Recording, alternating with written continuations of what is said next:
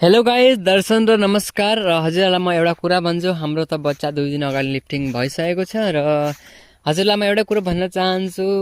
जब एक बेचका तपाईँ ब्रोइलरको जुन मतलब ब्रोइलर एक बेच जब उठाउनुहुन्छ तब रस्सीको हालत त कस्तो हुन्छ त्यो हजुरलाई नि थाहा छ।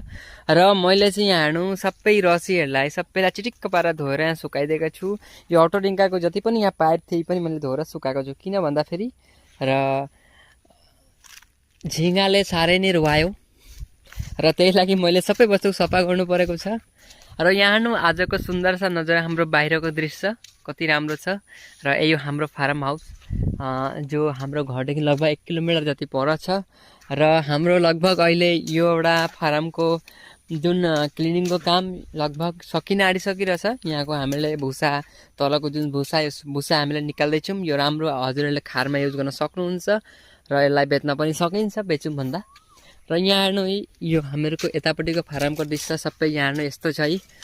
सबै यहाँ सफाइको काम चल्दैछ, यस्तो खालको दृश्य चल्दैछ है। र अब 10 दिन पछाडि फेरि हामीले नयाँ बच्चा ल्याउनेछौँ। र 2 दिन अगाडि नै हाम्रो सबै बच्चा लिफ्टिङ भइसकेको छ।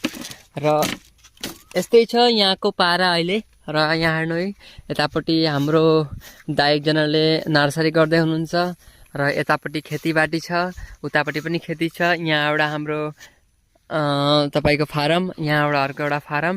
र यहाँ हेर्नु है यस्तै छ हाम्रो पारा। र आई होप हजुरहरूलाई भिडियो मन पर्यो भने एउटा सानो लाइक र प्यारो कमेन्ट गर्नु होला।